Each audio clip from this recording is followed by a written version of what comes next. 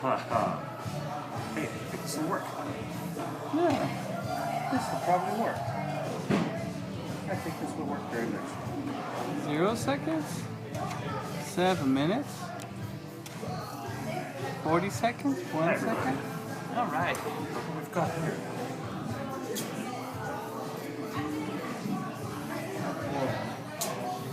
Can everybody see? This is the Lord of the Rings living card game from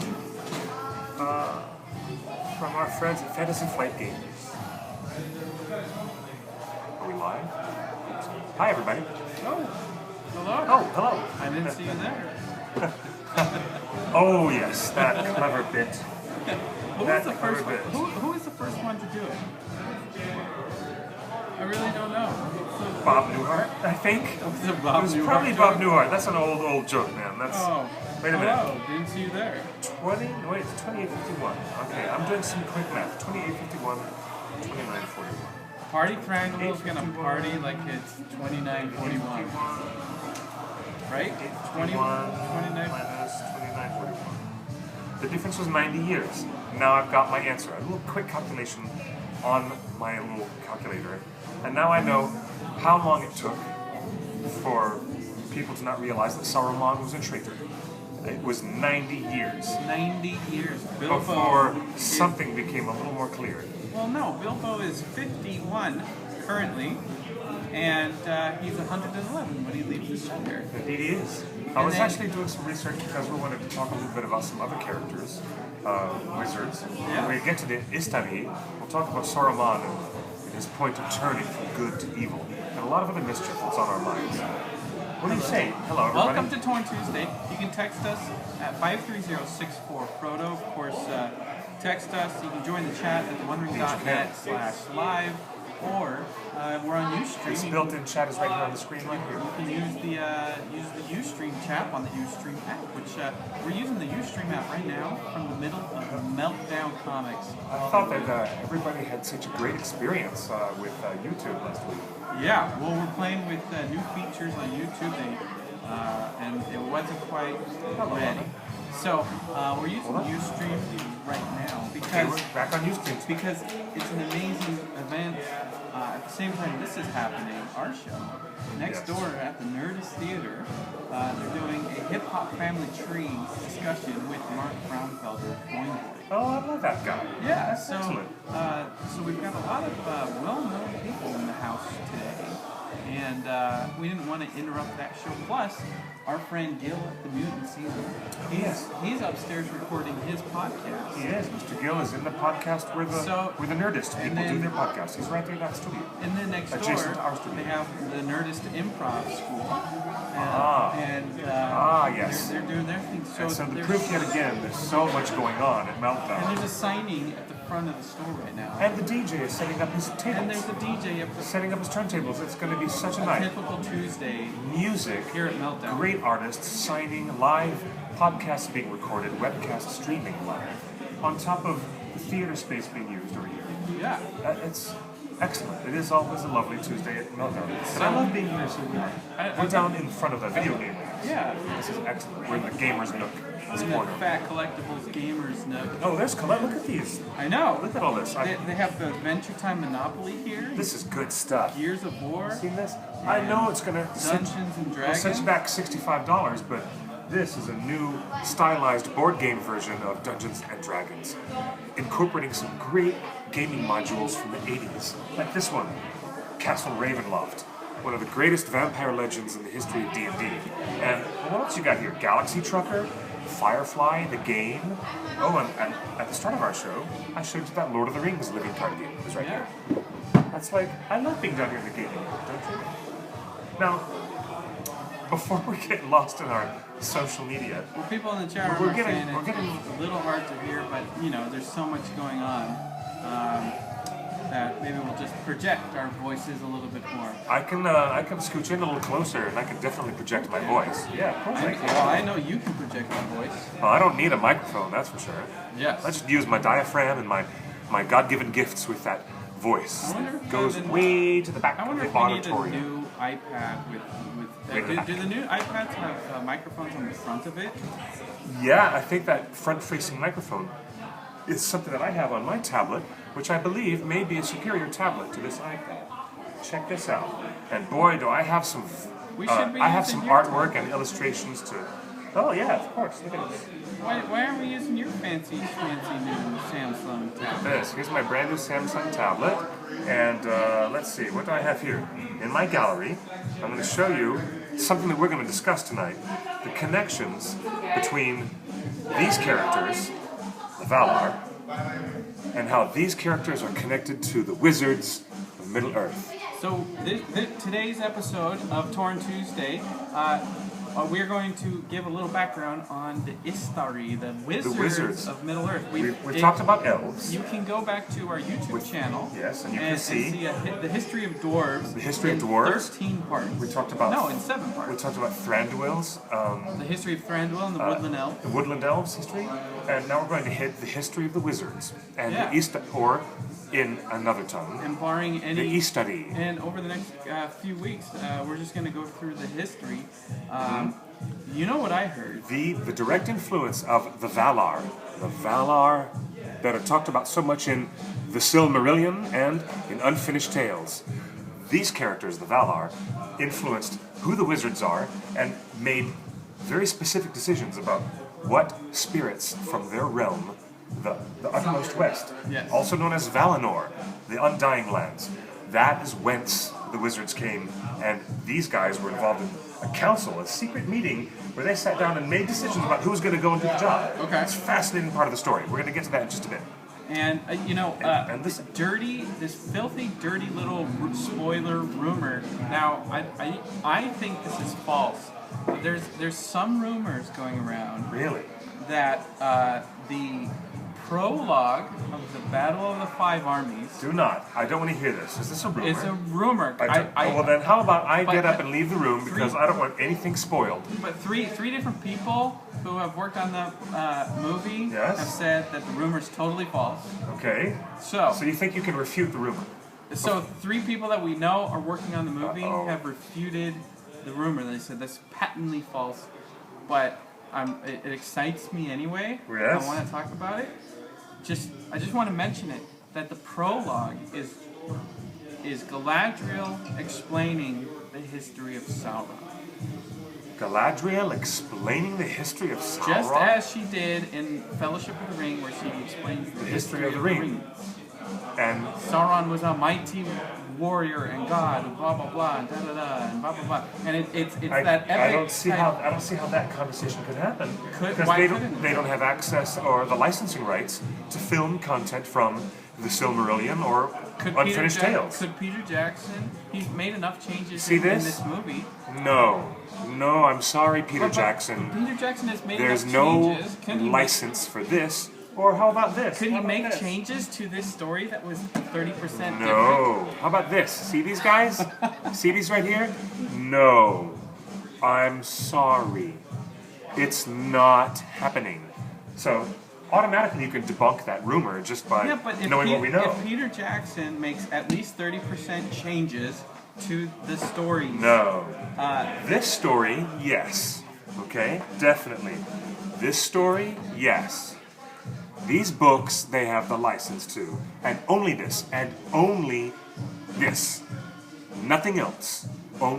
Get it through your heads, guys. Only this. Yeah, but as far as the books, okay? If he makes a 30%, at least a 30% change in the story, which why would anyone believe a rumor like that? Would anyone even believe a rumor when they know that? Would you say Desolation of Smaug is at least 30% different than the book? Desolation of Smaug is definitely at least 30% different from the book. Oh yeah. However, you could also say that maybe it still has about 60% of the original. If it's that is exactly like the original. Copyright law. Copyright law. The characters, the progression of the journey. It only gets really derailed in the 3rd act of the film when you have 4 of the dwarves staying with Bard's family in Lake Town. There's a lot. That's the biggest point besides Tauriel's existence. But okay, then there's also all this other stuff. All right. Fair point. So, do you think that Peter Jackson could change 30% enough of the Silmarillion to include some of that No, backstory? there are specific names. No, listen. They have an army of lawyers that comb through the material that they write to make sure that nothing, $1 billion. $1 billion is at stake in a lawsuit. The lawsuit would be at the loss of MGM and Warner Brothers and New Line. They would lose. Seriously, okay? So, as much as we want it to happen, we will not ever see it happen. We cannot expect it to happen. So this kind of a bogus rumor is easily transparent, easily identified as bogus. Is it not? Well, then I will. Then that's enough of the Hobbit updates for this week. Let's talk about wizards. I mean, come on, seriously. I mean, but it's such a delicious thing that we want to hear about Sauron's history. If there's material in the appendix in The Return of the King that covers the creation of the Rings of Power, there might be a couple of sentences that mention it, but the story is really told in here. But that's where you learn about where the Rings of Power were made and Sauron's history. So Sauron's history connected to Morgoth is even more essentially part of this. If that's the history of the Rings of Power, then how did they include it in Fellowship of the Ring? Because all that creation of the rings was talked about in the Council of Elrond. Okay, this is this is a lot of discussion in the Council of Elrond book. 18 rings? Yeah, all that stuff is totally talked. All 18 rings. And there's even some notes in the appendix about it. So, here's the thing. Wizards have a bigger part in the fabric and the backstory of Middle-earth than you guys probably want to imagine. Maybe you can imagine. But there's only 5 of them, right? But here's hugest popular response to the Hobbit Battle of the Five Armies trailer. Has nothing to do with Richard Armitage, who's in the trailer over and over again. Martin Freeman has had almost 0 tweets. He has 2 lines of dialogue, but guess what? 1 stolen line of dialogue from Christopher Lee as Saruman blew the lid off the internet, and all of fandom went crazy about it. You guys know that there's a reason behind it. There's a reason why we see the circle of the 9 ring wraiths appearing around Gandalf and Galadriel, and everyone's really excited about this. The buzz is way, way up on that level, on that type of a story, and less about, Bilbo and Thorin, which we see a lot of in the trailer. Why? Because people want to know about the Istari. They want to know why Christopher Lee used that word in the dialogue in an unexpected journey, right? And here's where we learn more about it. We learn more about it, especially in a great essay that's in Unfinished Tale. This is where the juicy bits are to learn. And more details in here. What is Istari? Like, isn't that another word for a wizard? Yeah, actually. Straight up. He explains it right here in the very first sentence. Are they called anything else? Because Professor Tolkien was a philologist and he invented languages, here's how watertight He's making up this stuff as he goes along. When he makes up these words, they have sounds and meanings and connections in many levels of legend and lore. And when Eminem makes up a Listen to word, this. people go... Wizard is a translation to our common speech. Wizard is a translation of the Quenya Istar, or Sindarin Ithron, one of the members of an order, as they called it, claiming to possess and exhibiting eminent knowledge of the history and nature of the world. The translation, though suitable in its relation to the word wise and other ancient words of knowing, similar to that of Istar in Quenya, is not perhaps happy, since the order of wizards was quite distinct from other wizards and magicians of later legend. The order of the wizards that takes part in the Third Age, it says here, they belonged solely to the Third Age, and then departed, and none save maybe Elrond, Círdan, and Galadriel discovered of what kind they were and from whence they came. First sentence explains it all.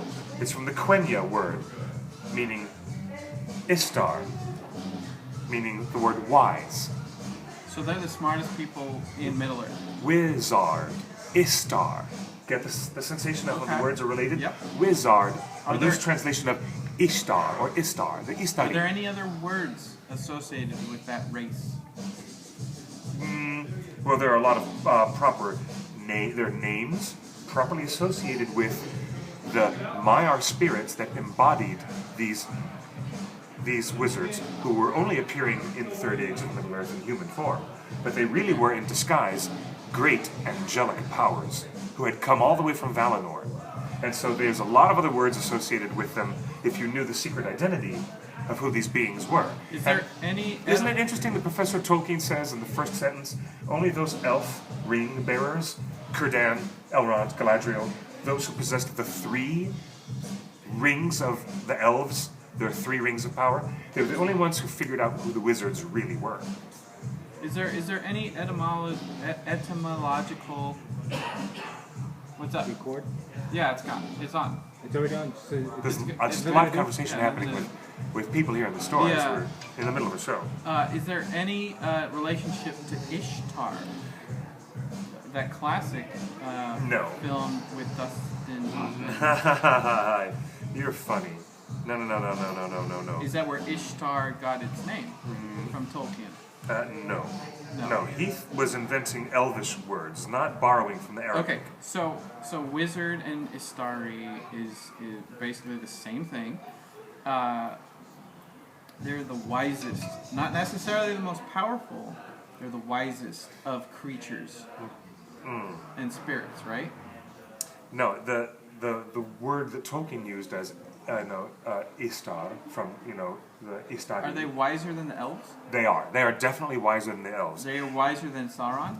We need to talk about a little bit of Silmarillion mythology to catch him up on who these beings really are. Check this out. Are they I've got smarter some. than- I've got some graphics ready to show you because I saved some of these images. Are they In this mythology of Middle Earth, you have Ilúvatar, who represents, in a monotheistic sense, God or the One.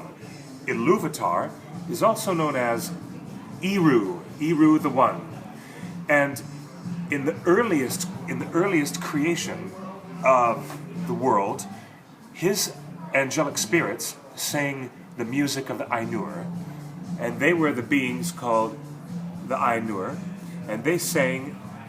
Their music became the creation and the fabric of the world as it was created, and as you can see underneath them, they became manifest in the real world as Valar. They were the gods and goddesses of that Olympus. Okay. And if you want to make a loose connection to what Greek or Roman mythology would give you as a mythological idea, you went from a monotheistic idea of Ilúvatar, and then you get a polytheistic mythology building in the same world that Tolkien creates. There's monotheism and polytheism. It seems to be in the same sense. the polytheists report to the monotheists though? They do. The Valar, which So it's kind of the like Valar were the mightiest, the strongest, and the most singular of all the spirits that became, in contact with the physical world, and they governed its creation from the music that they sang within first and second waves of music. Morgoth, he was the guy, the only one out of all of them, who decided not to sing in harmony. He sang in discord. His music was non-harmonious and discordant because he was prideful and wanted to mess up all of their music by creating his own singular music. But it jarred with what the greater theme was for all of creation. okay. And then when the world was created and made real, just from the power of that music, his discord became the evil things of the world, while their harmonies became the beauties of the world. Okay. And so the mythology was wrought from the music of the Ainur. And those Ainur became angelic beings, Valar, and a subset, the Maiar. The Maiar spirits were a secondary level of angelic beings, not as powerful as the Maiar, but they were the immediate tier down.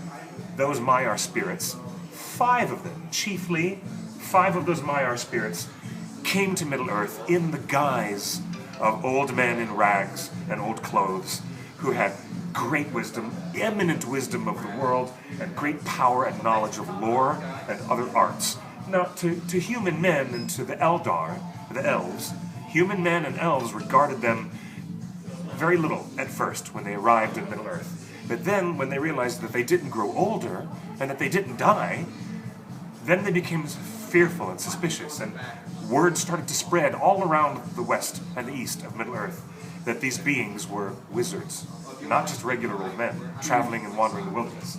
So, the core of it all, to understand who the wizards are, you have to go back to the Silmarillion, and you have to understand who the deities were in that pantheon that Tolkien created. This book, The Unfinished Tales, has the most complete and most specific record that Christopher Tolkien could scrape together, talking about his father's intentions to illuminate these relationships between the Valar, the Maiar, that would become wizards. Now, how much That do would you become think? wizards. For example, I don't want to go that way. look at this. Each one of these beings sent an individual to be a wizard. Manwë wanted to send Gandalf.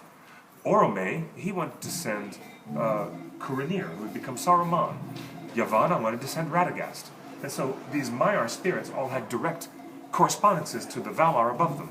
So the more you guys learn about your Valar from the Silmarillion, So basically, the more you'll learn about the characteristics Each of of your those- wizards each of those- who are connected to them by their Maiar connections. each of those Valar spirits embodied their soul And into. underneath Melkor, his Maiar spirit, directly underneath him, his greatest lieutenant, was Sauron. Sauron was a Maiar spirit who showed all of his great evil power in all I thought- ways, but the wizards were forbidden from showing their true light and their true selves. Sauron was out there stomping around Middle-earth, constantly being his badass Maiar self, in full flame and full terror. Well, but the other Maiar spirits, who became wizards, were disguised as old men to play on the equity, the equality of how they could talk and relate to elves and men without scaring them off by showing them their true power. Get it? I thought. So that's what the plan was. So you're telling me every wizard is could be as equal power Yes. as Sauron. That's why I thought it's so Sauron- interesting when Saruman says in the trailer, I thought- "Leave Sauron to me." He thinks that he can speak to him as an equal. Eye to eye. That level of But- hubris from the character of Saruman is what juices us geeks up and makes us all excited because it's accurate to what Tolkien really wanted. I thought Sauron was one level above the wizard. No, they're the same. They're the same level, except they're forbidden from showing their true power the way that Sauron does. So, you guys are getting an excellent lesson in Tolkien lore tonight, I think. Question from your streamer: is the Yes. immortality of wizards the same as immortality of elves? Yes. Tolkien says in his essay in Unfinished Tales that they were corruptible in the flesh, prone to weakness, misery, prone to pain and grief, and they could also be slain. They could be killed, as was the case with Gandalf, who was slain by the Balrog. Okay, so the elves and wizards can be killed equally. Yes, elves can be killed, but if they're not killed, they'll live forever. What about wizards? Wizards will live forever unless they're killed. So they're basically elves and wizards are just like They're immortal. equal They're not in all immortal. aspects, just a different ear. You could say that And wizards are always old. the Valar, you know what we talked about when we were talking about the migration of the elves across the First Age, and how some of them stayed behind as dark Sylvan elves, and some went onward to Valinor, and they saw the light of the two trees, and they were the brightest and smartest of the Eldar, of which Galadriel is among them. Remember all that stuff about the Noldor, how the Noldor is separate, from other groups of elves, the Noldor, the Sylvan elves, blah blah blah blah. Well, when it comes down to this this stuff going on in the Silmarillion, you have to implicitly understand that the Valar still had a place in their hearts for correcting some of the wrongs of the world and some of the bad mistakes that they had made in dealing with Sauron and Morgoth, specifically dealing with Morgoth. And now they wanted to make amends and get things right on track by sending some of their own Maiar spirits. And the Valar held a council, and check this out. I saved the page. This is so cool. There's a fascinating bit that Christopher Tolkien says was all written in the margins of these manuscripts. And he says, the remaining writings about the Istari, as a group, are unhappily no more than very rapid jottings by my father, most of them illegible. So, this is where we start to get into guesswork from little scribbles. There's no real full details. We've got little bits that we can try to decipher from illegible scribbles that Professor Tolkien left behind. So this is our level of knowledge. This is what we get from Christopher Tolkien.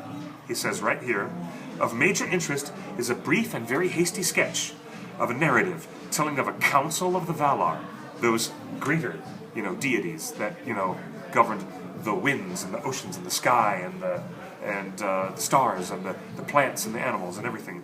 They got together and had a powwow, summoned by Manwë, at which it was resolved to send out 3 emissaries to Middle-earth, who would go, for they must be mighty peers of Sauron. The decision was that they had to send someone who was a peer of Sauron. I thought Sauron was a good guy until he turned evil. He was like equal with all these guys, and then he's like, you know what? Never mind, guys. I like being bad. Sauron was a good guy only for a blip on the radar before he became Morgoth's greatest servant. That was before the wizards were created? That was way before, with the Third Age. Yeah, this is something that happened in the Third Age. This is way before the downfall of Numenor. Way before the Oath of Fëanor. We're talking about stuff that happened way before. He's trying to explain complicated Middle-earth history to all you guys. I'm just trying to figure out where does Sauron fit in before. So Sauron served as a lieutenant with Morgoth. He's existed before the wizards. Yeah, Sauron and then the other deities. They were all Maiar spirits together. Yeah, and then the other deities. So Sauron existed. He was already wreaking havoc, and then the other deities were like, man, we can't let this guy go unchecked in Middle-earth with all these other beings that we've created. Exactly. So let's send a hero, but instead of sending a hero, they send 5, and those 5 are Saruman, Gandalf, Radagast, and 2 blue wizards. The 2 blue wizards who have their own names, and I can say them because I'm having a scholarly discussion. I'm not making any money off of a billion-dollar movie.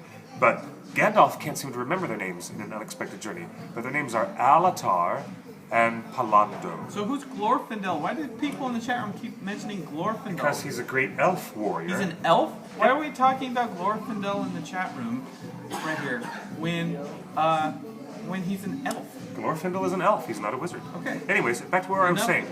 Who would go for 3 emissaries to leave Valinor and be Maiar spirits to, because the Valar themselves would not go themselves, but they wanted to still watch the world from afar. They had removed themselves from the world because of the kinslaying, when the elves killed other elves over the Oath of Fëanor, and then the Númenóreans tried, even after the Númenóreans tried to actually go to Valinor when they were forbidden to go to the Undying Lands. Okay. And then they broke the circles of the world and changed the shape of the earth entirely and removed Valinor from the physical plane of the earth. No, this is the Valar we're talking about. The Valar did all this. This is still the creation of all the lands. Well, that was a middle stage story about how Valinor was removed from the physical part of the world. The Undying Lands are somewhere beyond... Physical part of the world? Imagine that they're beyond a dimensional rift to another plane of existence. Oh, like Interstellar. So he goes through the black hole and suddenly Matthew McConaughey is on Don't tell me I haven't seen it yet. Anyway, so Valinor is... dimension because the future... Valinor is not a different dimension. It's a different metaphysical place. Yeah, that's exactly what Interstellar is. Ooh. It's a different metaphysical place that interacts, that has a bridge to the past and the present. That's mind-bending, but I haven't seen it yet. You're spoiling it for me. Stop it. Anyways, I get interrupted. I'm trying to read. I'm understanding now. So the Valar went to send someone as emissaries to handle Sauron, and they said who would go, for they must be mighty, peers of Sauron, and they must forego might and clothe themselves in the flesh so as to treat on equality and win the trust of elves and men. Right? But this would imperil them, dimming their wisdom and knowledge, and confusing them with fears, cares, and wearinesses coming from the flesh. But only 2 came forward. Curumo, who would be later called by the elves Curinir, Saruman. He came forward, the first one, who was chosen by Ole, and Alatar, one of the blue wizards, who was sent by Orome. Then Manwë asked, where was Olorin? And Olorin, who was clad in grey, and having just entered from a journey, had seated himself at the far edge of the council, and asked what Manwë would have of him. Manwë replied that he wished Olorin, who's going to become Gandalf, that he wished Olorin to go as the 3rd messenger to Middle-earth. This is the part where I fall asleep in church. Yep. And it is remarked, in parenthesis, that Olorin was a lover of the Eldar. He loved the elves that remained, apparently to explain Manwë's choice. But Olorin declared that he was too weak for such a task, and that he feared Sauron. Then Manwë said that was all the more reason why he should go. and that he commanded Olarin. Illegible words followed that seemed to contain the word third, but at that Varda looked up and said, "No, not as the third," and Kurumo remembered it. So the first rivalry between Saruman and Gandalf was way, way, way back when there was a Council of the Valar, before they even decided who to send. Wait, so one of the blue wizards. So Sauron was first. Saruman was the first. Oh, Saruman. One of the blue wizards was second, and then third Gandalf was Olarin, who was chosen by Manwë to go, even though he was reluctant to go, and said he was afraid of Sauron. The note and then ends with a statement that Saruman, Kurumo, took Radagast with him because Yavanna begged him. Yavanna, the Valar of the birds and the beasts and all the trees. And so she begged. And so reluctantly, Saruman had to drag Radagast with him to go. And so they had... So Radagast was last. well, the last one was actually Alatar grabbed the other blue wizard, Palando, as a friend and took him to go with him. So if you As a can't, friend. so Radagast was second to last. Yeah, you could say Radagast was second to last. Saruman, Yeah. blue wizard, Gandalf, Yes. Radagast, blue wizard. Blue wizard, exactly. Those were the first five. That's exactly right. That's what we learned from this. Isn't that fascinating? So do you think they kill? Who has the power to kill Radagast in the next Battle of Five Armies movie? Like only Saruman, or only Sauron would have the power to kill a wizard of equal? Like, do the Nine have a power to kill the wizard? A Balrog has the power to kill a wizard, and a Balrog was also a Maiar spirit who became a demon. Yeah, that's what I'm saying. Like, a Balrog is equal level to Gandalf. In a so sense, of course yes. they can kill it. That can be killed and everything like that. And Yeah, I think so. Now, here we go. Back to my question: can anything kill Radagast other than Sauron? Can the Nine? Yes, of course. Sure. Well, what do you guys think? Yeah, absolutely. There isn't. The Nine can kill a wizard. Yeah, there isn't like if one of the Istari has been weakened and thrown around. Tell them about that. I'll be right back. Why? Well, I'm going to co-host with me over here in this chair for a while. Why would I even question this? The thing is that the wizards were bound by the flesh, and that was something that was made, a decision made by the Valar, so that they could, function and talk to men and elves and dwarves and win their hearts and be able to persuade and inspire them to fight against Sauron. And they could be killed by any manner of things, I'm sure.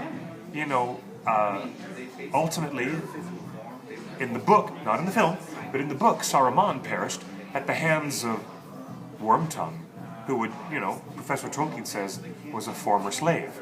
So, it's too bad. Very sad. And Tolkien even says that his spirit was, bound to wander hither and yon wherever it would go, but would never manifest again in the Third Age or beyond in Middle-earth. So it is quite possible to just flat out terminate and kill a wizard. And you don't have to be a wizard or another Maiar spirit in order to do it, evidently. Now from the live hotline, where I'm getting hello, I've got Eruano Undomio, and I see a lot of friends. There you are, Erovandi, and in the chat room, well, look, there's Emily. Hey, Emily. There's Idril, Azog, the Defiler, and the Sheepish Lion. Hello, my friend. Hello, Sheepish Lion. I'm so glad to have you on the show, too. And there's lots and lots of familiar faces here in the chat. I'm glad you all are here, and I'm scrolling through real quick to get to the bottom of the chat. There you go. Welcome to the show. Let's get back to the hotline, because Hannah, you were saying, I thought that Sauron was a good Maiar when he was named Nauron before he was corrupted. I'm not sure. I'll have to dig a little bit further. Maybe I could just dig my nose in the Silmarillion while you guys are chatting in the chat room and see if that's true. When Saruman, or known as Curanir, when he first arrived in Middle-earth, yes, he did look younger. He had black hair. And he had white robes, and he was perceived as immediately the strongest and the sharpest, the leader of All right. The wizards. I just got a crash course. You got a crash course? So, all right, because you were losing me. I needed a crash course. Yeah, you did need a crash Okay. course. I needed a crash course. Okay. So the wizards are demigods, right? In a sense, yes. And they were sent. This explains almost everything you need to know. But they were sent, and they said they were sent to Middle Earth, and they can't change forms. They took the form of an old man because they needed to look wise and respected. Yes. And that to our eyes, Yes. that's what an old man is. So they can't change form. They can't be a shapeshifter. They can't like die and come back to something else. They can't turn into an animal. They're just whatever. Yes. So. That's like a lot of Harry Potter mythology stuff. Yeah, It's yeah. No, So this is do you know this is any making examples? sense. Do you know any examples of that stuff? I mean, So- J.K. Rowling's wizards have a whole great compendium of abilities and talents and spells that are not part of this mythology. Tolkien's What are you wizards talking about? are so completely Beorn different. has some shape-shifting powers. But he's not a wizard. I know. I'm just talking about what Okay, the wizards have by yes, his mythology. Wizards. Okay, so Yes. so these high wizards. So Gandalf. So what can destroy the soul? Like if you destroy the body, Yes. is the soul lost? If you destroy a wizard, is the Iluvatar? No, is the Maiar spirit of that wizard stuck in purgatory? Yes. No. Ask that question again. If you destroy the body of a wizard, is the spirit Bound like a crucible on lost, Earth? No. lost in the ether of Well, when time Gandalf and died, space? his spirit went back to Valinor. And then he, and when- but- then they sent him back Yes. because the white wizard had been corrupted. But when Saruman died, It was different. He turns into he turns into the white wizard before Saruman dies because Saruman's white wizard shell had been corrupted by Sauron, who is no longer the white wizard as envisioned. that is right. So the Here's white, what it says. basically, Whereas Curanir, that would be Saruman's name in Elvish, whereas Curanir was cast down and utterly humbled and perished at last by the hand of an oppressed slave, and his spirit went whithersoever it was doomed to go, and to Middle Earth, whether naked or embodied, it never came back. what never came back Saruman's spirit. after he died. Yeah, Gandalf's spirit went right back to Valinor. That Yeah. was not. After he died, he still disobeyed the original order, which was not to gain power for yourself. That was the whole order of the five that were allowed to go. Is you're not allowed to gain power for yourself or change form. You're just allowed to advise. And because he had gained power Indeed. for himself, he was taken. The white mantle was taken from him and given to Gandalf. That- That's why he comes back as the white. That's very instead of true. gray. We actually covered that very briefly, but he didn't Oh, I'm so listen. sorry. No, he didn't. No, quite I get that. need to You're hear quite right, but that was the next His question stage. is not That- when he died, but why Gandalf came back. That- Yeah, his question is always crazily framed. so Exactly. No, it's quite all right. That's Quite why all right. Saruman is called the many-colored. Like they No, they that is pull not his why. No. credentials. Saruman's vanity is the reason why he wanted to call himself Saruman of many colors. And that was his own that- ideas. and that pulls his legitimacy. He can't be Saruman the White anymore because he chose to go ego and be more powerful. There was an excellent article that covers exactly this topic. Like he's not Saruman. 7 days ago, we published on TheOneRing.net an excellent scholarly piece written by Tedros, who always joins us on our live show. Yeah. And if you're there now, The Tedros, equivalent thank of you. our new green book. Thank you for writing that for us. And then that answers your question very clearly, and I wish that you had more familiarized yourself with that material. Well, that's what I wanted to Because- know. I wanted to go into that article with a little more understanding. There was an initial rivalry between Gandalf and Saruman that became the meat and potatoes of the story in the War of the Ring, and it started perhaps way early on when the Valar had that early council meeting, because Gandalf was being sent as the third, and then one of the other goddesses, she spoke up and said no, not as third, and that triggered a bit of ego with Curumo, who would have the name in Elvish Curanir when he arrived in Middle Earth. The point being, one of the biggest rivalries happened when Gandalf arrived. He appeared and did not want power. He did not crave people to follow him. He didn't want their allegiance, and he didn't want the conceit of that, the way that Saruman more instinctually wanted it. And that's what our friend was just correctly identifying, that, Gandalf was even given the ring of fire when he arrived on the shores at the Grey Havens. Círdan, the shipwright, said, Gandalf, you can use this ring a lot better than I can, and I hope it lets you fire the hearts of people all across Middle-earth to stand against evil. And Gandalf took that ring, and there was a jealousy, a professional jealousy that Saruman had against Gandalf from the very beginning, because Gandalf seemed to have more of a command of things, and yet desired neither power nor authority over any others. No, I heard that he doesn't have an enhanced command of things. He just was he was more friendly, made more friends, and so Saruman was just jealous that he had more friends than Saruman. Like, Saruman was just like, how come everybody likes you and they don't like me? No. So, Saruman was proud, and had pride as one of his great failings. Tolkien wrote that into the character. Gandalf was not proud. Eravandi says Galadriel wanted Gandalf to lead the White Council. That's also another part and of it. Gandalf refused. That was also a part of the rivalry, was that, their as Tedarus says in his piece, their rivalry and their relationship between each other was not salutary to either party. It really wasn't. It wasn't good business. It wasn't a good idea. But for 1,500 years, Saruman was a good and faithful servant in the Third Age of Middle-earth. So the question, and then the question is, when did he become corrupted?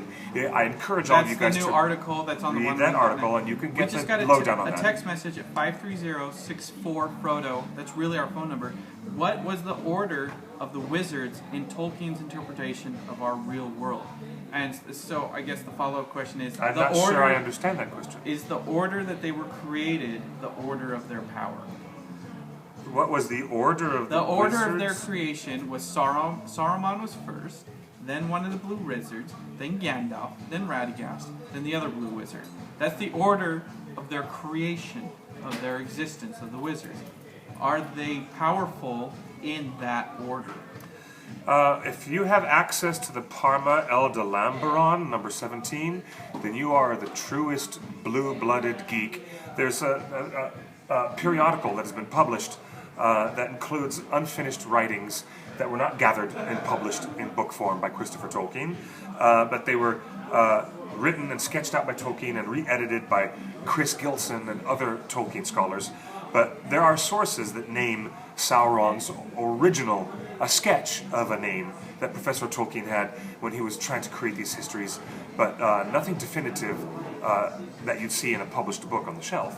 It's things that you would find in the newsletter, the Parma El de Lamberon, specifically Volume 17. That's a good catch on that. But to speak within the mythology that we have on the bookshelf. In the chat room, Isaac the Defiler says, it's hard to choose between power and control and wealth versus eating, smoking, and partying. And that is the struggle we all live with as men on Earth. That's very true. Eating, smoking, partying. Half of us just live that life, and the other half are all about power, control, and cash flow. Saruman was a wealthy That was wizard. 2 in a row. Good sneezes. Thank you for saying bless you in public when a man sneezes. How do you say that in Elvish or Istari? I don't know how to say Gesundheit in Elvish. I don't know how to say it. Maybe it sounds sort of like that. May it be or something like that? Now, listen to this. It says, of this order, the order of wizards, the whole number is unknown. But Tolkien says, of those that came to the north of Middle-earth and had the most important part to play, the chief numbers of them was 5. Okay? The first to come was one of noble mien and bearing, with raven hair and a fair voice. Thank you. And he was clad in white. Great skill he had in works of hand, and he was regarded by well nigh all, even by the Eldar, as the head of the order. Others there, that would be, we're talking about Saruman. The white messenger, Saruman, yes. Others there were also, 2 clad in blue, sea blue, 1 in earthen brown, and in looks, one who came last, one who seemed the least, less tall than the others, and in looks more aged, grey-haired and grey-clad, and leaning on a staff. But Círdan, from their first meeting at the Grey Havens, divined in him the greatest spirit and the wisest, and he welcomed him with reverence, and he gave to his keeping the third ring, Narya the Red. So not only, it's amazing that it took, a very perceptive elf, Círdan, to figure out that Gandalf was the strongest and the wisest with the strongest flame. And he gave him the ring, How does and he that know- caused more professional jealousy Why is he between the Saruman and strongest? Gandalf. Why is Gandalf stronger than Saruman? He had the strongest spirit, and it was something, as a Maiar spirit, he had the strongest force, the strongest spirit. And I believe that Manwë perceived that, and that's why he really, really wanted Olorin to go and become Gandalf. I get it. So why does Gandalf bow to Saruman? Because it's a formality, because he's just the chief of their order, and it was a mantle. So it's kind of like when the priest. It's kind of like excellent proof that Gandalf doesn't have the same amount of pride that Saruman. Galadriel offers him to be the leader of the White Council, and Gandalf refuses. Saruman says, "Yeah, I'll be the leader. I'd much rather get it." So that shows who's got a sense of pride and who doesn't. The White Council is kind of like the Catholic Church papacy. Papacy? And they vote one of their own to lead the order, and that's the Pope. And once upon a time, every Pope was part of the order. Just one bishop. He was just An archbishop. He was an archbishop. Papal bishop. Yes. And then everyone decides, hey, you should lead. Do you want it? And he either says yes or no. That's basically what happened with the wizards in the White Council. There's a bunch of powerful beings, the wizards and the elves, and they're like, one of us should lead. And then someone says, Gandalf. And he's like, I don't want that. And then someone says, all right, how about Saruman? And he's like, all right, I'll be your Pope. Yeah. So Saruman's basically the Pope of Middle-earth. Well, gosh. No. Another loose analogy gone wrong on our show. Sorry to say that. I'm trying to understand this. Because you're talking about a papacy. That is someone who heads an entire massive organization. So what do you think the Saruman's wizards doing? Saruman, Like, everybody looks up to him. the wizards, the Istari, were forbidden to have that much control and authority and power over people. That was not their purpose. That was not the entire structure of their approach. That wasn't even the point. We just got a text that's saying, bless you would be Leama. Bless you would be Leama. I'll take that. Thank you. The blessing, Leama. In Elvish. Oh, that's very good. Thank you for the bless me. I'm glad glad somebody said that. 53064 Frodo. Listen to this. How did the wizards get their staffs, though? And why are they known for their staffs? You wanted to know exactly about the stature of how they were? Yeah, okay. It's right here. We must assume that they, the Istari, were all Maiar, that is, persons of the angelic order, though not necessarily of the same rank. Okay? The Maiar were spirits, Tolkien says in quotes, but capable of self-incarnation, and could take humane, especially elvish forms. Saruman is said, even by Gandalf himself, to have been the chief of the Istari, that is, higher in Valinorian stature than the others. So before they even left Valinor, it was kind of clear who was the leader.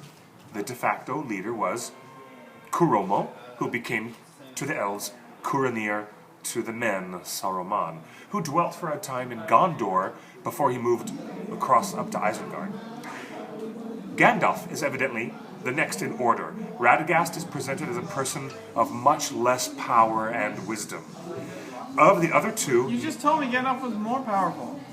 Círdan perceived that he had a greater spirit and that he had a lack of pride, that he had a better essence to what he was doing. Círdan perceived something with perhaps an elvish foresight, something that might have been a benefit of having an elven ring of power.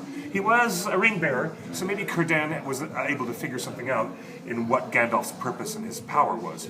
Now, listen to this.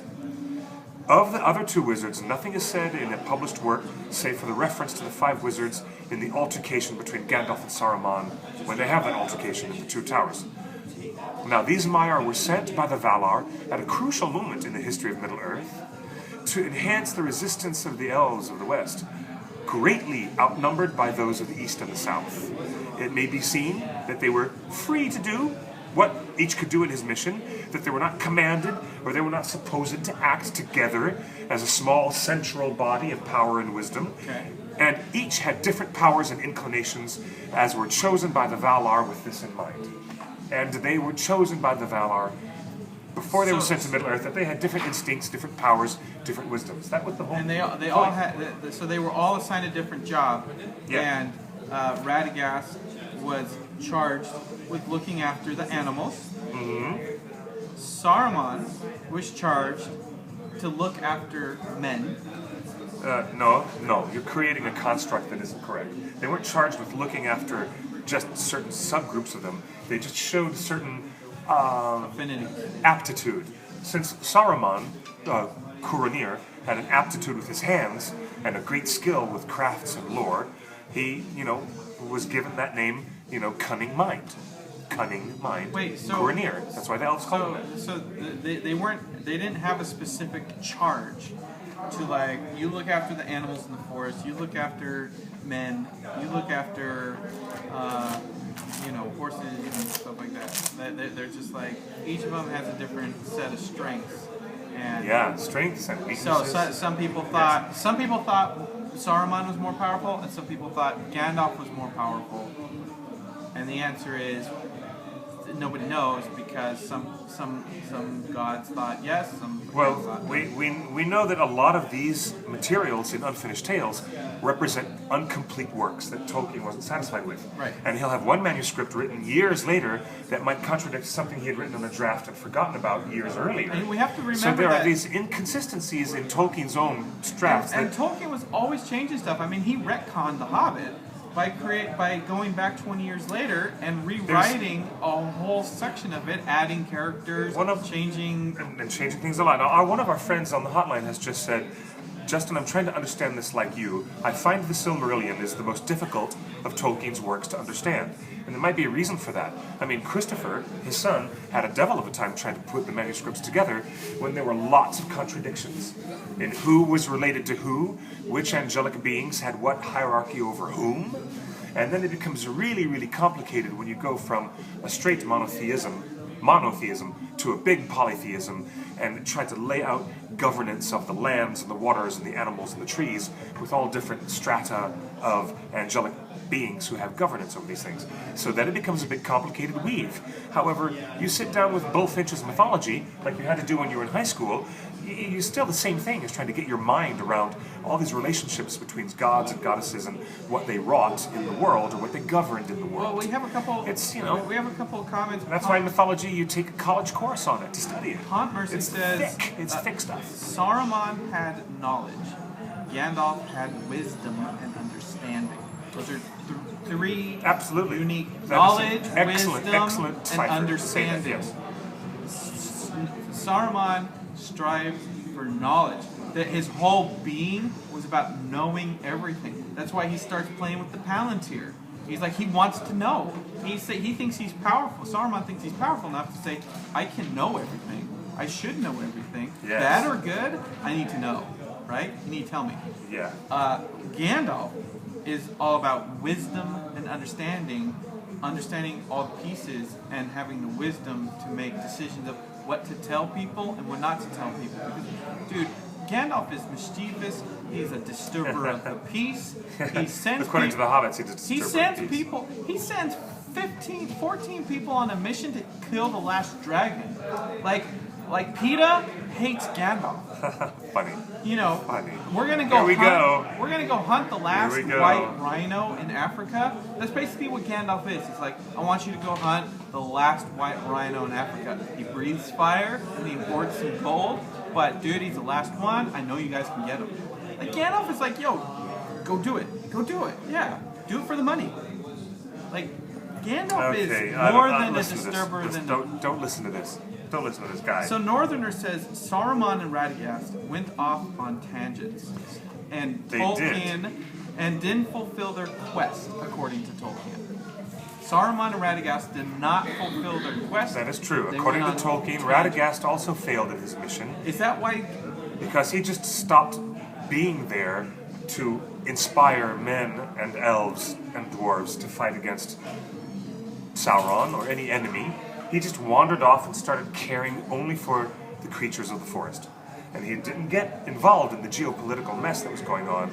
And that's also evident when you read The Lord of the Rings. That's why Radagast is referred to off stage, and he doesn't really get involved the way that the other wizards do get involved. You earlier you said the wizards are created to look like old men. They're not allowed to shapeshift. They're not allowed to extend their power. They're not allowed to breathe fireballs. You know, they're just supposed to be wise old men and not scare every other race in Middle Earth. Is Saruman supposed? That's a good message we got from the hotline. Is Saruman supposed to cast that spell on Caradhras? Carathras, the snowy mountain where he almost creates a blizzard that almost kills the Fellowship. Yes. Is that outside of his scope? Is that the point where he broke the rules? No, the point where he broke the rules was at a meeting 90 years before the story of The Hobbit, when Thorin and company make their journey. And Thorin and company includes Bilbo, of course. After he signed that contract, he was part of that company. 90 years before that particular year, in the Third Age, which I think, I'll look that up in just a second, there was a meeting of the White Council where Saruman insisted that there would be no attack on the growing evil in Dol Guldur. Saruman, at that point in time, was more... And we see that in the He was movie. more well-researched, way more well-researched in He's knowledgeable. rings of power and ring lore than anybody alive except Sauron himself. Nobody knew more about the rings of power who was still alive. Celebrimbor was dead by then, whether you believe the video game or not. Celebrimbor was gone, and Sauron knew everything there was about the rings of power. That's why on And the Unexpected Saruman Journey, sought that knowledge because, and Tolkien does say right in here, that unfortunately that Saruman believed that the exercising of power at that level would turn the tide. And like you said here in the chat, in the hotline you just sent me this message, Saruman is kind of a jerk. He believes that power is what keeps evil at bay, but Gandalf is all, nah, that's not it. These dwarves and this one hobbit, they got this. They got this. You know, Gandalf knows what keeps evil at bay, and Saruman has the wrong idea of pursuing power, and it becomes a cycle of pursuing power for its own end, and it corrupts Saruman, I want to say this correctly, Saruman becomes so enraptured and so jealous of Gandalf and so caught up in the pursuit of power for what he thinks is going to be the execution of his task, he gets waylaid from his task because he's so caught up in the search for that power. And like our friend who just spoke with us here on the sidewall and said this excellent bit of wisdom that he shared with you, that's one of the reasons why Saruman was no longer able to be a functioning part of the Istari, because he gave up, through his moral corruption, he gave up his power, and at the end of the War of the Ring, Gandalf took his staff and took his power from him, and then Saruman wandered up to the Shire and then took over the Shire at the end of the book. Remember all that stuff that wasn't in the Lord of the Rings movies? Yeah. Saruman still had a major card to play in the Third Age, and it's not even in the movies at all. You guys know this because it's in the books. And it's fascinating. Here, let me tell you this. It says right here, the Istari. This is so good. It's right here on page 405. Again, but you're page reading 405. from the Unfinished Tales, which may or may not be accurate to Tolkien's final vision. But Christopher Tolkien presents this as the fullest account that his father wrote and did not tamper with. It is the fullest standing account. And he says right here, it says, and blah, blah, blah, blah, blah, blah, blah, and here we go. For he, the white messenger, now the white messenger in later days became known among elves as Curanir, the man of craft, or cunning mind, man of craft. In the tongues of the northern men, Saruman.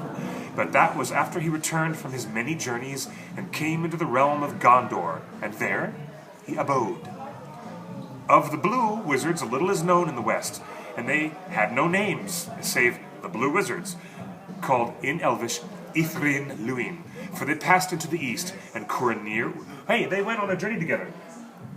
Saruman and the two blue wizards went off into the east on a long journey together, but the two blue wizards never came back. Well, we don't know if Saruman killed them. We don't know if they wandered off somewhere else. We don't know if any kind of number of things could have happened. But they never returned. And they remained in the East, pursuing their own purposes, for whether they were sent or perished, or, as some hold, the two blue wizards were ensnared by Sauron in the East and became held in thrall in Mordor. That might have happened too, but it's not known. But none of these chances were impossible to be, for strange as those they may seem, the Istari, being clad in the bodies of Middle-earth, they might, even as elves and men, they might fall from their purposes and do evil, forgetting the good in the search for power to effect it. So in the search for power to effect good, that's how exactly Tolkien says Saruman got lost. Okay. And coupled with the rivalry with Gandalf and jealousy that Gandalf got a ring of fire, a ring of power, and Saruman did not. Buddies with everybody else. So Saruman became obsessed with the search for power, and it took over everything. And then, as our friend stated, he was no longer allowed to be part of the functional hierarchy of the wizards. Indeed. Yeah, he so broken the covenant. So Gandalf appeared as a white wizard to be as Saruman as he should have been, as we know. So the question is, for Northerner, as he understands it, the Istari were directed to help the peoples of Middle-earth by inspiring and encouraging them to oppose Sauron. Again, the Istari were created to oppose Sauron, so his power wouldn't go unchecked. But the wizards were directed that they could not confront Sauron directly by order of the Valar. Yes, they could not. So when we see Saruman in the trailer say, "Leave Sauron to me," like, he's breaking the covenant. He's already breaking the covenant. But here's he's not supposed to. Let Not allowed. me finish my earlier anecdote. Before we even get to them assaulting Dol Guldur, Okay. which we're going to see in the new film, Tolkien says that, like almost 100 years, exactly 90 years before that, Saruman persuaded them to not go and attack Dol Guldur. Why? Because he was trying to increase his ability to find the ring. And he thought that if Sauron was left alone, and if Sauron maximized his power and became a presence and power, then the ring would draw itself out, wanting to return to its master. And at the same time, he wanted to double-cross Sauron and get the ring before Sauron could get it, but he wanted the White Council to leave Sauron alone and not attack Dol Guldur. And we start to see that in an unexpected journey. Well, an unexpected journey... And he's like, there is no proof. ...is still... in an unexpected journey, that dialogue is where Saruman is still sticking with his 90-year-old story that we don't have any proof. He's not a real Sauron. He's just a human magician who's being stupid. And yeah, exactly. At an unexpected journey, we're at the tail end of Saruman's influence on the White Council, where he's persuading them to just forget it. We don't have any proof. Saruman in the Hobbit trilogy of movies reminds me of the Merovingian from the Matrix mythology. In a way. You know, maybe. What does this man? What does he say? He has no power. What are you talking about? Like, yeah. The Merovingian's like, come on, what is this? What is this? Exactly. Prove it. Come on. Here's an excellent text from the hotline. We need to have a discussion about how we define power, even how Tolkien defined power. In much of Tolkien's writings, he hits on biblical themes. True power is found in weakness and humility, not in grasping onto power in order to gain status. That is what made Gandalf dangerous No, he doesn't want, and subversive. He doesn't want power. They have knowledge. Excellent thought. They have knowledge. Like, I think there's a difference between just power. What is power? It's like wisdom and knowledge and understanding. That's the best way to describe it. Well, knowledge is one thing, but wisdom and understanding and application of wisdom have and their own understanding level is different. of power. Now, let's go to a couple other things. Very exciting talk today, guys. People are I'm glad in you the all are chat interested in the wizards and their lore. People in the chat room at TheOneRing.net/live have mentioned a few things. Yes. First off, Palantirs. Does Saruman discover a Palantir in the third movie? No, he already has one. There's one in Isengard. In the Hobbit films? Yeah, there's a bunch of Palantirs. They're basically communication tools. They're like an early internet. There were 7. Yeah, there were 7. Do we and they were like an early communication tool amongst the high beings, correct? Yes. Amongst the elves and the Balrogs. Among men. No. Among men. The Palantir, was a whole seeing stone thing that involves mortal men and the great northern kingdom. Okay, so it's just remember they were descendants of Numenorians. Yeah. The men who had the northern kingdom. Okay, so Saruman already has one, by the way. Here it says, in fiction. Here, this is it. When one looks into a Palantir, la la la la la. Okay. It says, I'm just looking on Wikipedia. Some of the stones were given to the Dunedain of Numenor as a gift during the Second Age. Of these, Elendil took 7 with him on his flight to Middle-earth.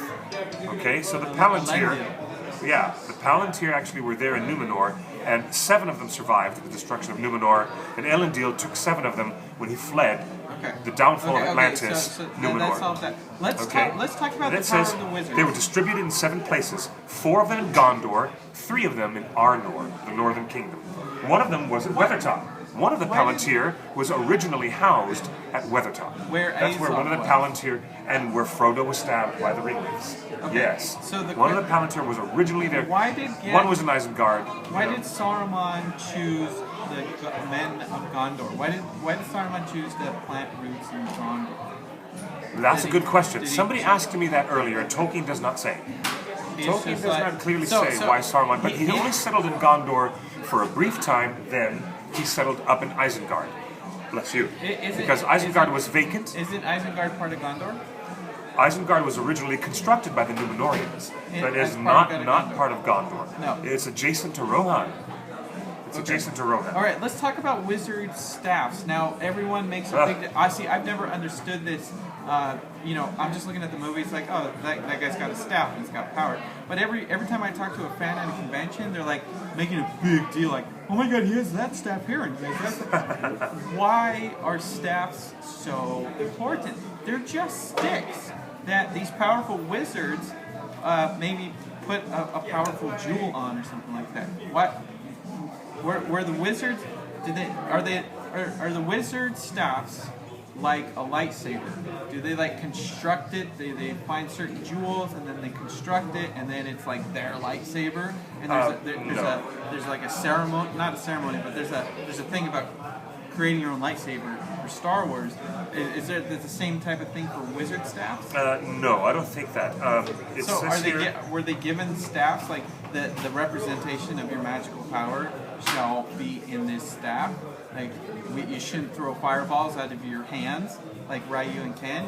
You just have this staff if you want to play with magic. The actual word Gandalf was a word from the men of the North, and they called him Gandalf, Elf of the Staff, because the men of the North mistakenly first thought that Gandalf was an elf, and they thought he was the elf who was constantly walking with the staff. In the earliest writings in Unfinished Tales, Gandalf always first appeared on the shores of Middle-earth with the staff. It is... A Ustreamer says a staff is a way to channel the magical power, one of the limitations set on them by the Maya. Yes, it was. So when the wizards were put into being as looking like old men, yes, the Maiar also gave them magical staffs that their magical powers were possessed, kind of like how Sauron put all of his powers and energy into the rings.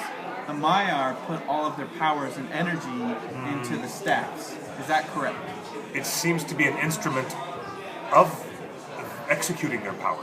Their staves, as they have them, are very clearly like in old, old lore and folk tales from Western Europe.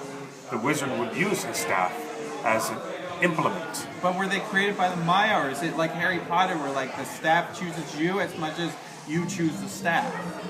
No, I don't think there's any coverage of that. I don't think Tolkien has any coverage. Do you like think Peter Jackson that level of choosing a wand like they do in the Wizarding Do you think world. Peter Jackson will include that sort of thing because it doesn't exist in Tolkien's He is free to do so, and he can include anything else he wants. Do you think Peter Jackson is going to have Gandalf try to use Radagast's staff, and the staff rejects Gandalf, just like in Harry Potter, a wand, the Master Wand rejects its owner unless it's given?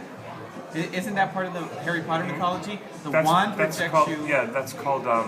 It's one of the Deathly Hallows. It's the Elder Wand. The Elder Wand. It rejects you unless it is given to you. Yes, that's right. Do you think Radagast's staff is the same? No. Like if not according to Tolkien. But you just said Tolkien has no rules on their staff. Tolkien didn't say anything except Gandalf first appeared with a staff of his own, and we don't have an origin that covers their staffs. But all of the wizards considered their staff their power. Like all the wizards, even Saruman, he's always walking around with a staff. I'm looking right here, and it seems that that Gandalf was just using his staff for walking. Just to hold himself up. That's what everybody thought it was. At first, yes. We just got done saying that the Maiar created the staffs at the same time as wizards and gifted these wizards their own staffs with the power that those wizards were supposed to have. Let's look up the phrase "rods of the 5 wizards." So the staffs are assigned to the wizard. When you type in the word "rods of," Google gives you the third search result straight from Tolkien. Rods of the 5 wizards. That's funny. It knows you. It's true. Here you go. Look at this. The crowns of the 7 kings. And the rods of the 5 wizards. Staff. What are the Valars? You streamer just joining us. Hello. Thank you guys for joining our live show, by the way. Do you have that chart again? Actually, it's backwards when you think. So we talked about we talked about this at the top of the show. Valar are the heavenly gods. Yes. That created. That were part of the whole, kind of not a holy trinity, but those are all different galactic entities that create the wizards. So I said the Valar. I should have said Maiar. So when the Maiar created the wizards, they also created the wizard staff. No, the Maiar didn't create the wizards. The Maiar are embodied as wizards. The Maiar are the wizards. The Maiar are the wizards, and they're just embodied as wizards. Who created the wizards? No one. Valar? No. Who's the wizard's daddy? They're just Maiar spirits. Who's their daddy? Iluvatar, okay, the one. So he created the Ainur spirits, who created the music of creation, relation, and they became in Valinorian structure, Valar, Maiar spirits, so in a hierarchy. So when Gandalf says daddy, he's talking to Iluvatar. When Gandalf says, I gotta talk to Dad, he's talking to Iluvatar. Like there's a one-to-one, there's nobody in between Gandalf and Iluvatar. Well, Gandalf would go back to Valinor and he would report to Manwë first. Boom. Okay, Manwë. Nobody in Valinor is reporting. It's not that often. It's like but there's a social construct. There is. So, but yeah, they might report back to. So Tolkien never confirms yes or no, right or left, whether the staffs are or are not assigned to the wizard. We just know that when the wizards were created, they were given staffs of power, and all of their magical power is embedded in that staff. So Saruman is not doesn't have flame coming out of his eyes like Superman or lasers coming out of his eyes. I don't think it comes out of his staff. You're assuming way too much. There's nothing in Tolkien that is anywhere close to what you just asserted. No. No, in the works of Professor Tolkien, it is not asserted that they take the time to imbue all of their magical powers into the staff. Yeah. Wow. Look what just happened behind us. Battle of the 5 Armies. It looks like a bunch of younglings have just joined our Padawan training arena. Yeah, this is a Jedi Padawan training arena. We're in the gaming area. The gaming area is where they train the young Padawans. It says in the Battle of 5 Armies activity book, it says Radagast's staff, about Radagast's staff. He may be a powerful wizard, but he's undeniably quite an odd one. Even his magical staff is a bit peculiar sometimes and doesn't work the way it should. When a staff doesn't work the way it should, that tells me it's kind of like the Elder Wand. Unless the staff is given to the person using it, it doesn't work right. Isn't that how the Elder Wand works in Harry Potter? The Harry Potter Elder Wand does not work as it's supposed to unless it is given to you. If I get my Harry Potter mythology, there's very little known about the origin of the wizard staff. There's nothing known about the origin of Radagast's staff. In Tolkien's work, any of the staffs. nothing is known about it. Any of the staffs. Well, there's a little bit known, as I said a few minutes ago. Gandalf appears with his staff the very first day he arrives. When he arrives in Middle-earth, Gandalf already had his walking stick. So is it was a walking stick. It became a symbol of his power, and it became a symbol of his knowledge, and it also became his primary weapon until he gained Glamdring. His power was in that staff. So it's safe to assume, if that's true with Gandalf, since we haven't heard anything else disputing that each wizard came to be with their own staff. And there is a lot of weight, there's a lot of importance in the staff. I just want to get clear that Gandalf cannot just pick up Radagast's staff and start using it. There's some you get video games or filmmakers like Peter Jackson and Fran Walsh and Philippa Boyens. They get to play fast and loose with all the stuff about wizard staffs. Right. How they were made, where they come from, and who gets one inherited from whom. Yeah. That's not in Tolkien. It's not canon to the original books. Just saying. I mean, we just don't know enough from what Professor Tolkien said about the origin of those staffs. I'm sorry to say. Okay. But it's very interesting. Another question from the hotline. Did any race of men meet the wizards when they first arrived in Arda? If so, who was the first?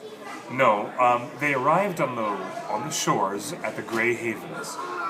And there isn't anything in particular that Tolkien says except the elves. The elves of the Grey Havens and Círdan, who's named specifically, they were the first to interact with the Istari when they arrived. Oh, I got a question. Okay. You got a question? Talk to me about the White Council. I thought the White Council was Pete Northrunner, thank you for that. Was a wizard Thanks council. for being part of the show. I thought the White Council was a wizard council, but no, it's not just wizard. When I was a kid, why is it called the White? Why is it called the White Council, and who's on it? Because basic words of opposition are used as a dichotomy in Tolkien's book. The black language of Mordor, the black speech, or Mordor, which is Elvish for the black land. That's what Mordor is in Elvish. Okay. So anything that is associated with evil has the connotation of this color. The absence of light, the absence of white. Okay. It means the abyss and the darkness of the void. Okay. That's what blackness is, and the White Council got its name because the White Council was represented as the specific dichotomy to the opposite of black. They represent the light of the two trees of Valinor, and all vision and sunlight and brightness, and that kind of the opposite of black. That's all. So the White I hope that helps answer. So the White Council is just a name that the elves and the wizards came up with, and they're like, let's just call ourselves the White Council. There's no mythology building around the name of the White Council. Not that I know of, no. Okay, Not that I know of. and we already know that the White Council had a vote amongst themselves who should lead the White Council. Galadriel nominated Gandalf. He didn't have the votes. He refused it, so Saruman became the leader of the White Council. Who's on the White Council? Gandalf, Saruman, Galadriel, Elrond. Hold on, I'll tell you. The White Council actually had other... This says Celeborn, Glorfindel. Yes, Celeborn. It's Eristor. pronounced Celeborn. Celeborn. I will never say that right. Yes, the White Council was constructed of wizards and elves. That's it. Just Okay. wizards and elves, because they're equal power. Yes, here it is. I just found it. All right. And I'm sure somebody just texted you already the names of all of the people. They were a group. It was the first White Council was led by Gil-galad. Gil-galad, who fights in the Last Alliance of Elves and Men, shown in the opening of He's Fellowship an of the elf. Ring. Yeah, he is. Gil-galad is one of the greatest of the elves. Okay. several of the members of this council would also become prominent members of the council in the Third Age. Now, basically, when we talk about the White Council, we're talking about the Third Age. That was Gandalf the Grey, Saruman the White, okay, Galadriel, Elrond, Círdan the Shipwright, Glorfindel, and Radagast the Brown. Okay. It is assumed that others of the Wise were also members of the White Council. Okay. They were formed in the Third Age 2643 after the end of the Watchful Peace, which Elrond makes a reference to in the extended scenes of An Unexpected Journey. Okay? But that Watchful Peace was over at a certain time. And then the Third Age formed its own White Council. Is there any record of the minutes of the White Council? Did they have to keep a good record? In 2851, all right, before Bilbo's journey, in Third Age 2851, the White Council met to decide on whether to act on Gandalf's discovery that the necromancer was actually Sauron and was at Dol Guldur. But Saruman dissuaded them from even attacking Dol Guldur, and this was 90 years before Bilbo's journey. When we watch the movie version of this, all of these events are compressed, and Gandalf is actually discovering it during the time of Thorin and Bilbo's journey. But in Tolkien's books, it happened 90 years before the quest for Erebor. So it's okay. Got that? You guys got that? As we get on our last. And Saruman first became a devious little bastard when he said, No, there's not going to be an attack on the Dol Guldur. He wanted to wait and see if the ring would be drawn out by Sauron waxing in his power. And that was when his first betrayal solidified everything, and that made a decision, a factor that changed the lives of many and ended up killing tens of thousands of people when Saruman went on that path to discover the One Ring for himself. Okay. That was the beginning of his corruption. Last 10 minutes. Let's talk about killings and death. Is there any official record in Tolkien's Legendarium that only a wizard can only be killed, a wizard and his body can only be killed by a being of equal power? An equal power. Well, I guess that is part of the mythology up to a certain point. Is that what fans assume that's the mythology? Yes, and it's kind of reinforced by what happens in the end of Saruman after his after his status. I mean, it's like preschool over here. After Saruman's status and power is taken away from him, and you see it visually in the film when Gandalf, breaks his staff, and then Wormtongue stabs him in the back. Legolas shoots him with an arrow, and then Saruman falls on the spiky wheel and dies. That all happens in such a crazy way, it's not even connected to real Tolkien mythology. Not at all. What happened in the real book was Gandalf said, you are stripped of your power, you have abandoned your mission, you failed completely. And at the end of the book, you have the Scouring of the Shire. One of the most important chapters where Saruman is trying to inflict as much damage with what little bit of power he has. Yeah, but who finally kills him? Knowledge. Wormtongue. Wormtongue only kills Saruman in the books when all of his power is gone. Okay, so in that case, that could reinforce your point. He's not a white wizard here. So a Balrog is of equal Maiar spirit to Gandalf. In certain ways, yes. A Balrog is a Maiar spirit. In certain ways, so yes. Of course a Balrog can kill Gandalf, and that's why the battle is so epic. Is Smaug a Maiar spirit? Smaug is not a Maiar spirit, no. So he can easily be felled. He's a dragon, yes. He's just a dragon. He's just a dragon, yes. What other Maiar spirits? But the dragons that existed in the First Age were bred by Morgoth. These creatures were created by Morgoth. These fearsome beasts. Okay.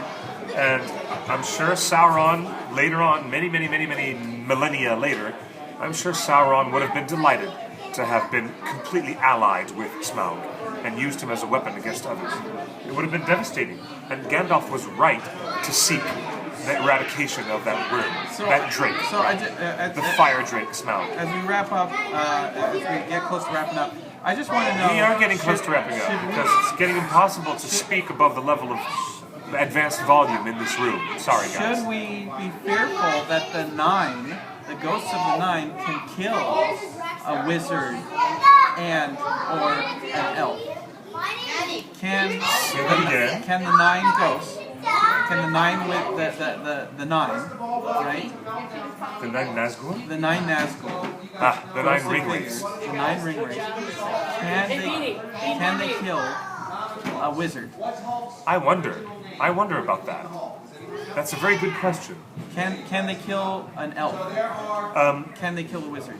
Can the ring race? And what gives them that power? Now, Somewhere in the Lord of the Rings, Gandalf makes a statement about how difficult it would be for him to stand against the unified might of all of the 9. and that's what happens. Yeah. That's So what yeah, I'm sure that the and 9 Why did they have the power? ring They're race. just men. No, they're not. They're no longer just men. They have acquired power from Sauron's 9 rings, and they have transitioned from the world of the seen to the unseen, where they have a greater influence upon the mortal world in devastating metaphysical ways. This is where we live in the land of mythology. So our friend Ptolemy, who runs the Nerdist Improv School, Yes. he was trying to explain it to me when I was trying to catch up real quick. Is that Sauron poured all of his malice, as we're told, Sauron poured all of his malice into those rings. Mm-hmm. So when Gandalf and Galadriel fight the 9 ring race Yes. in Battle of 5 Armies, they're actually fighting Sauron himself, because all of his will and malice are those rings. Basically, those 9 put together are Sauron. Well, in a way, Sauron's will was put in the One Ring, not the 9. But the 9, What? the 9 rings. You're making a very confusing point out of something that is so ephemeral, it's almost impossible to explain. And you're talking about attributions of power onto these rings that we don't even know enough about. I'm sorry, we don't know enough about what power of Tolkien has Sauron never described was. that? No. Of all the Lord of the Rings, What power was attributed to the 9 rings was meant to be a trap for the great kings of men who could then be snared into Sauron's will. And once they left the path of their own lives and their own morality and became completely enslaved by Sauron's power, when that happened, the 9 that became wraiths, that became Nazgul, they then started they're to not share. They're not mine. They are not. They were never Maiar spirits. never But we'll have to have another whole chapter and another Nazgul conversation on another day. But the 9 rings did not, in and of themselves, constitute a 9-piece Horcrux for all of Sauron's powers. Yes. That was the One Ring. The One Ring was the single Horcrux So why- of all of Sauron's power So and is- will. is And that's what Gandalf- your friend was very correctly trying to explain to you when he pulled you back over there. And I'm glad he did. So is Gandalf or who is afraid of the ring race? Everyone. One of their main powers is the possession of fear, and fear coming from that whole spiritual paradigm of where Sauron comes from. All of Morgoth and all of Sauron's mechanism was fear, hatred, and loathing to destroy the beauty of the world. That was their only purpose as evil beings, was their contempt, their total contempt people for afraid. all things beautiful in the world, and all they wanted to do was corrupt and mess up everything.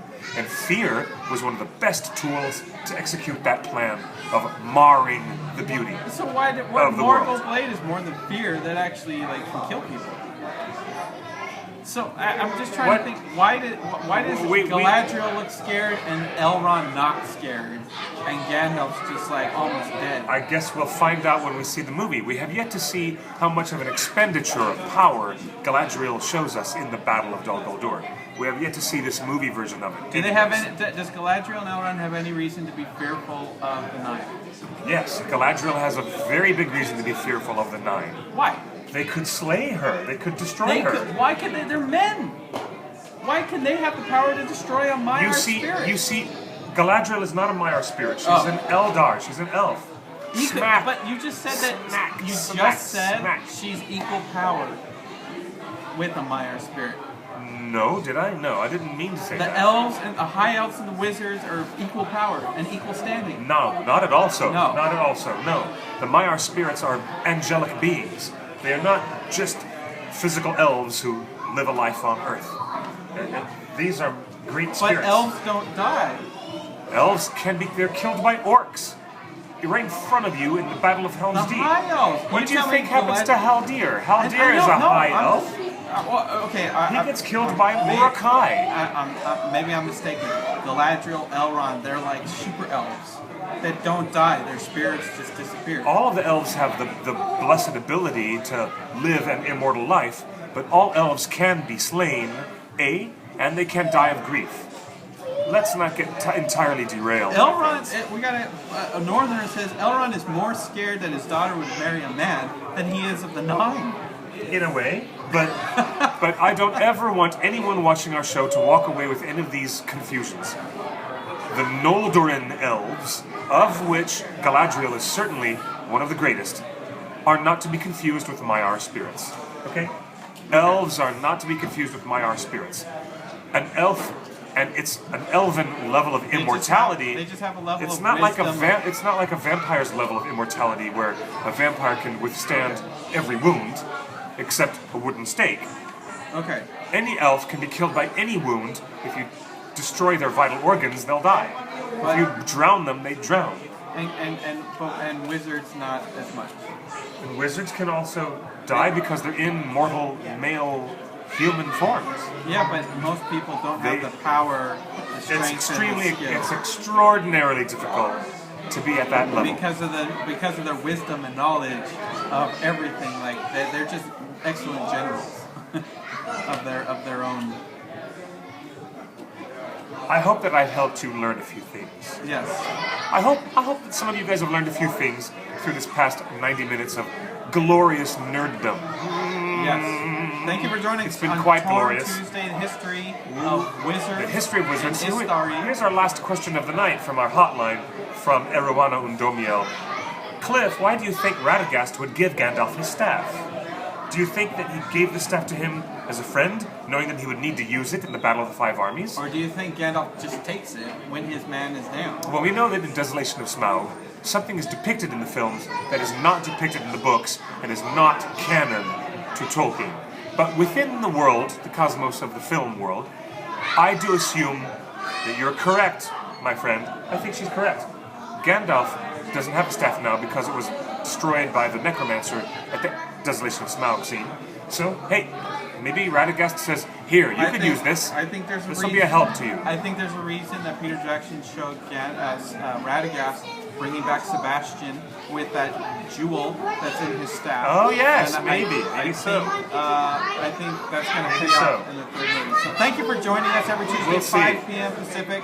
Follow us on Twitter, TheOneRing.net, Justin's Big Idea, QuickBeam 2000. QUICKBEAM, QuickBeam 2000. Welcome to our show. It's always great to have you here on Torn Tuesday.